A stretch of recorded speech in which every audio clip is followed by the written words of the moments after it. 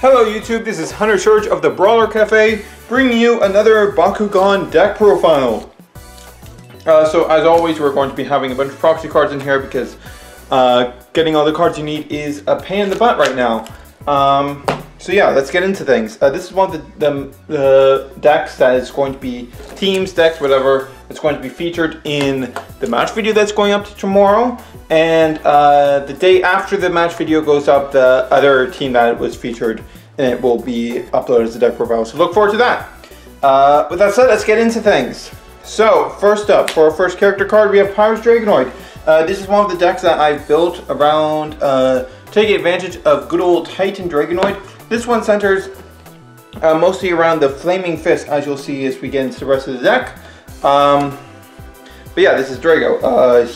His base stats aren't fantastic, like 200 B power is pretty crummy, but the 5 damage is really good synergy with Might of Cindius and Mac, so that's very, very handy. For its cores, we bring the Green Fist plus 150 B and plus 2 damage, and the Flaming Fist plus 250 B plus 3 damage. These are the best balanced for these types of cores. So plus 150B is the most B power that we're going to be getting out of Green Fists, and the same applies to the Flaming Fist. There are other versions of these cores that will give the same amount of B power but less damage, but of course we want to maximize the damage we can get. But B power is of course the most important thing so that we can actually win our battles. And there he is, there's the boy. Moving on to the next, we have Ventus Fang's Roar. Ventus Fang's Roar, of course, also comes with a Flaming Fist, but he comes with a shield. So we get our Flaming Fist plus 250B, plus 3 damage, and shield plus 300B. Again, the best cores that we can really get for these. Since we are running full 3 factions, we can't really utilize the Pyrus Ventus plus 400 shield core. But it's not that big of a difference anyways, and we're not focusing on shield cores anyways. So you know, not a big deal. Not a big deal. Fang's Roar himself is someone that is a ball that I've heard complaints about getting him to stand open consistently. But like the reason for that is mainly that he rolls significantly differently from other Bakugan. As you can see, he is really hollow inside. He does not have a whole lot of weight on him compared to other Bakugan. So that is something that you're going to have to adjust to. He shares this trait with Nilius. These are just 2 Bakugan that to use them, you need to get used to them, but they have character cards that are very much worth utilizing. And Fang's Roar in particular comes with the ability to reduce the damage of all opposing Bakugan for the turn whenever he opens, which is very good for slowing down your opponent's damage and getting you to the point where Titan Dragonoid can come into play. And by giving us Ventus, he also gives us ramp capabilities to get Titan Drago into play faster. Now these are 2 very low B power Bakugan, though the presence of Pyrus helps alleviate that a lot. We need a high B power Bakugan to help make up for that, especially in the early game, and that is what we have Aurelus Garganoid Ultra for. All 3 of our Bakugan come with the Flaming Fist, so we have the most amounts of Flaming Fist possible, which means we have the highest consistency possible of getting this plus 400B bonus that Garganoid Ultra gets on a Flaming Fist, which will pump him up to 1100 base B power, which is obviously very, very strong. Very, very good. The cores we're bringing are exactly the same as the ones we found on Titan Dragonoid, for the same reasons that we brought those on Titan Dragonoid.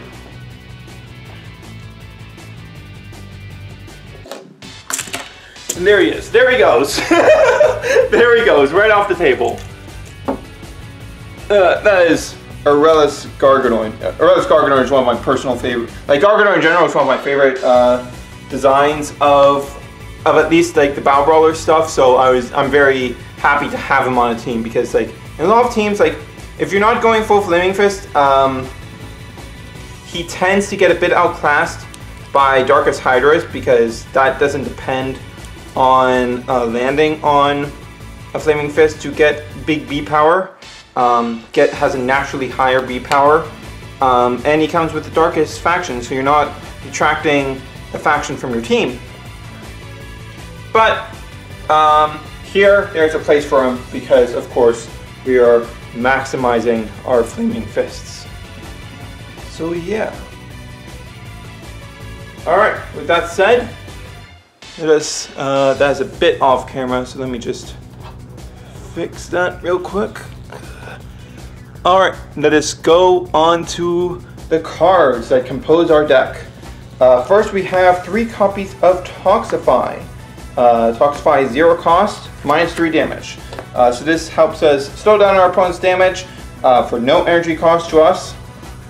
And it also helps us win battles on a turn that we drop down Might and Mac. And the fact that it's 0 cost is really the most important thing there, because we can drop like Might on turn 2 or Mac on turn 4.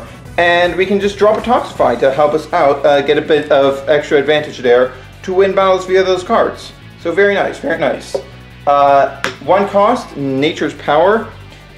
Because we are carrying Ventus Pyrus and there aren't a whole lot of options in this category, this is our only 1 cost B-Power booster. But it is a very, very potent one. The best in the game, to be honest, outside of Mono Aquos utilizing Flooding Waters. It gives a non-Ventus Bakugan -500 B. It's very uncommon for Bakugan to have Shadow Strike this early in the game. The only case is Darkest Fangs, and that is a relatively low B power.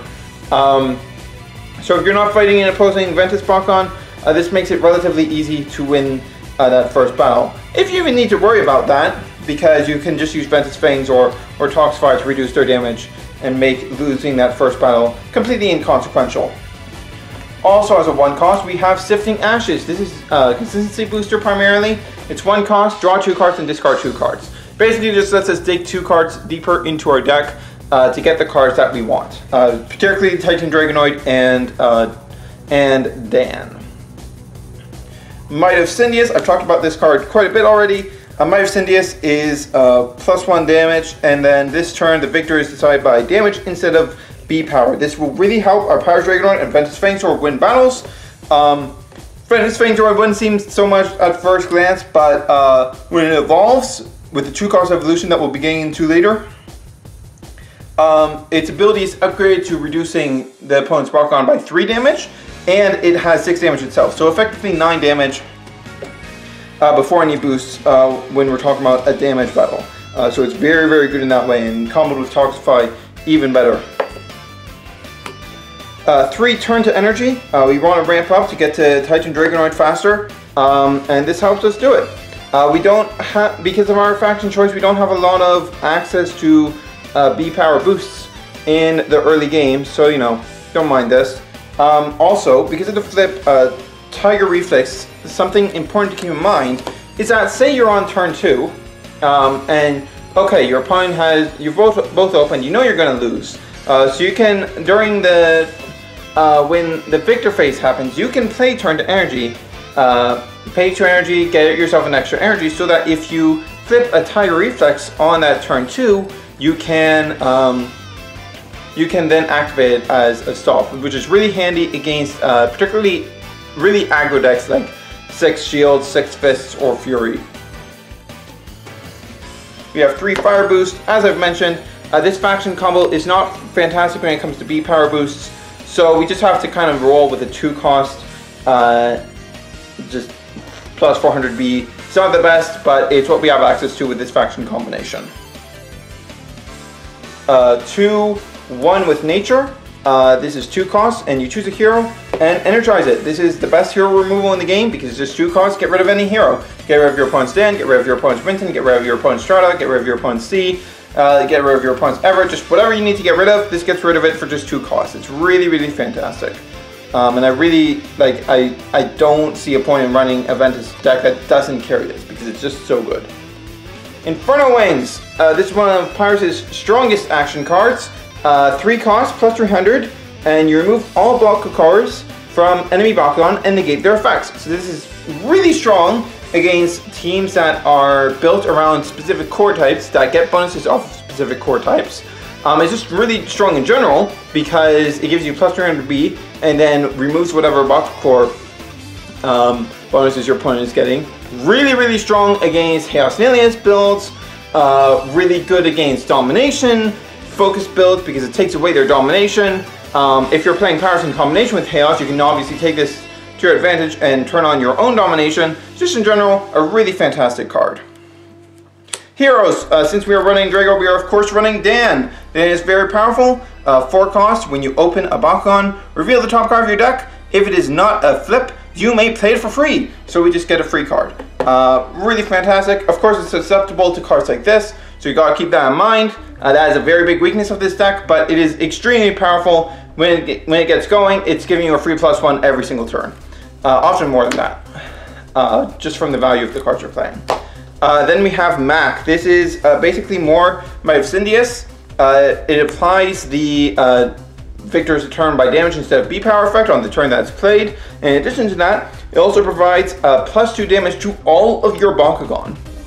This is very, very big because it's not +2 damage to your attacks like on a card like, say, China Riot or Masato Everett. It just gives it to your Bakugan. Let me just make sure I'm right about it. Yeah, your Bakugan have +2 damage. So this is relevant for winning battles via these 2 cards. And it's also relevant for team attacks because it means your team attack actually has +6 damage, not just +2. Extremely powerful card. Moving on to evolutions. We have 3 Hyper Fangzor. I mentioned this one before. 2 cost, so it comes out very early. 400 B power, 6 damage. When this opens, opposing Bakugan get -3 damage. Note, this applies to team attacks as well. So if you know your opponent is about to team attack, you can roll this out, reduce their team attack damage by 9 total. And of course, I already explained that synergy with Might of Sindius. So yeah, just in general, really fantastic. At 3 cost, we have the evolution for our Aurelus Dragonoid. It goes up to 900 B and 5 damage, and its Flaming Fist ability gets +700 B. So it goes up to 1600 B base on a Flaming Fist, which of course we are carrying 3 of. So very, very potent. Yeah, very good Bakugan, very good evolution.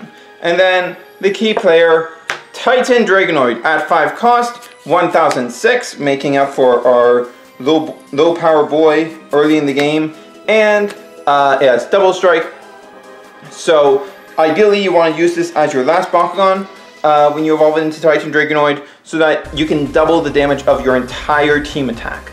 And if you have Dan on the field, it gets an additional +2000 B. Really difficult to beat when it's at that big 3000 B power.